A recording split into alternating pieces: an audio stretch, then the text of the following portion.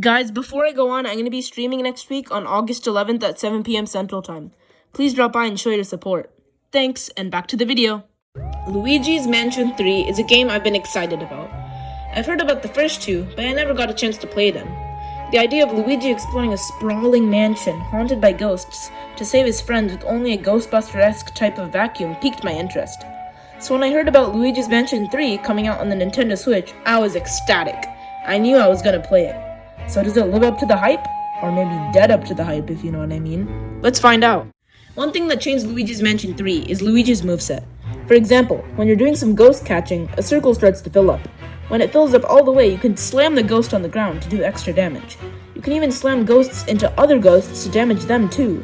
This makes catching ghosts even more fun than ever, as you can chain one ghost into another as you suck them all into your poltergust. You can even use the slam mechanic outside of battle using another new tool called the suction shot. You can shoot this plunger on certain items and it acts as a tether for you to slam it. This fits very nicely into Luigi's new moveset because smashing stuff has never felt this satisfying. Now Luigi is kind of like the face of the game. The idea is that another Luigi spawns from Luigi's poltergust and he is made of goo. Luigi can go through spikes, bars, grates, pipes, and things like that, but if he touches water, then he evaporates. He can also just act as a second Luigi, for example if two poltergusts are needed for a puzzle. My favorite parts are when Luigi and Luigi have to work together to solve a puzzle. Lastly, the new poltergust also has a new burst ability. In battle, this can be used to clear some space for yourself, or to jump over some ghost's attacks. And outside of battle, it can still be used to launch objects. Overall, Luigi's new abilities enhance the experience tenfold, and I believe that the controls are spot on. Luigi's Mansion 3's graphics. Do I even need to say any more? This game looks so good. It puts other Nintendo games to shame with how good it looks. They fully animated Luigi's face to have rich expressions. This game is just dripping and oozing with charm. Sometimes while playing, I just stare at Luigi in awe as he runs across the floor terrified. I am so glad they chose resolution over frame rate. Because of that choice, everything looks silky smooth in just about every part of the game. And the levels don't disappoint either. In each room, you can find tons to do and interact with. 6 gems are hidden behind secrets in each floor, and it's always fun to come back and try to find some more. And once you've completed a floor, if you come back, a boo can be found in some room on the floor, so have fun boo hunting. And perhaps the most important collectible by far is all the moolah. Money can be found in every nook and cranny, and it's your job to find as much as you can. You can find stacks of cash in some rooms, and it's more fun than ever to just hold the suck button and watch it all suck into the backpack with a grin on your face. There is one problem, however.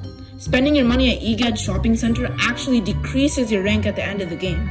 This would be fine if the game told us this, but the game never states this, leaving players who spend a lot to be punished for no reason. Luigi's Mansion 3 takes place in a hotel. When I first came to know this, I thought that the floors might be a bit too bland, and it would just consist of us trying to get to the top. But no, these floors are dense and have atmosphere.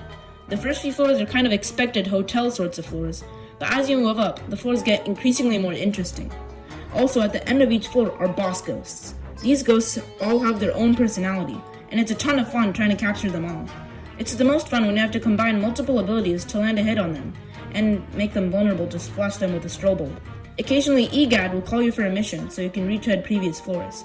Some people may think that this is milking it, which it kind of is, but since I really love this game, I don't really mind getting to play it for longer. There is, however, one gripe I have with catching ghosts. It's just far too easy. With the new slam mechanic, you can easily destroy them all. You can slam one ghost into another and then immediately tether them too. Only very late in the game does catching ghosts really become challenging. In the endgame, you can find rooms chock full of ghosts, and they can be fairly challenging. However, there's no reward for beating them, and you can even just go past them without fighting at all. I think a bit more challenge here would greatly affect the experience. The music and sound design in this game fit really well with each floor. The music is very hummable too, and helps a lot to build atmosphere. And you don't really notice, but the sound effects work too. You can hear everything being sucked into Luigi's poltergust, but you don't really notice it, because of course that's what it sounds like. Finally, let's talk about Scare Scraper, the online mode. I think that it's really fun. Teaming up with other players to do the objective is awesome, so hey, go out there and play it.